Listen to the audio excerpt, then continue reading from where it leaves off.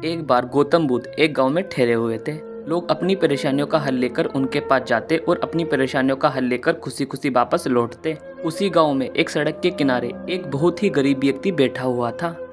वह बुद्ध के पास आने जाने वाले लोगों को बड़े ही ध्यान से देखता और उसे बड़ा आश्चर्य होता कि लोग अंदर तो बड़ा दुखी चेहरा लेके जाते, लेकिन वापस आते तो बहुत खुश दिखाई देते।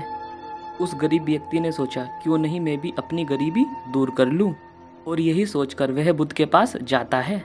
गौतम बुद्ध के पास भीड़ होने के कारण सभी लोग खड़े होकर अपनी परेशानियां बता रहे थे और गौतम बुद्ध मुस्कुराते हुए सभी समस्याओं का समाधान कर रहे थे। जब उस गरीब व्यक्ति की बारी आती है तो सबसे पहले वह व्यक्ति बुद्ध को प्रणाम करता है और कहता है, भगवान, इस गांव में लगभग सभी लोग धनवान हैं, फिर मैं ही गरीब क्यों? इस पर बुद्ध मुस्कुराते हुए बोले, तुम गरीब और निर्धन इसलिए हो क्योंकि तुमने आज तक किसी को कुछ दिया ही नहीं।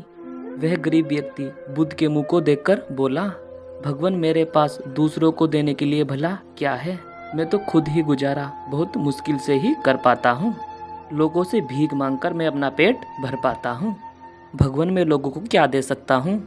भगवान बुद्ध कुछ देर शांत रहे और फिर बोले, तुम बड़े अज्ञानी हो। औरों के साथ बांटने के लिए ईश्वर ने तुम्हें बहुत कुछ दिया है। जरा सोचो तो ईश्वर ने तुम्हें क्या दिया है? वह गरीब व्यक्ति सोच में पड़ गया और बोला, भगवान, जैसे आप दूसरों की समस्याओं का हल कर रहे हो वैसे ही मेरी गरीबी दूर कर दो। बुद्ध बोले, मैं तुम्हें क्या दे सकता हूँ? ईश्वर ने तुम्हें 2 हाथ दिए हैं जिससे तुम दूसरों की मदद कर सकते हो और मुंह से मीठे शब्द बोल सकते हो। जिसको ईश्वर ने यह चीज दी है वो कभी गरीब नहीं हो सकता। निर्धनता का विचार व्यक्ति के मन में होता है, यह तो एक भ्रम है, इसे निकाल दो। इतना सुनकर उस गरीब व्यक्ति का चेहरा चमक उठा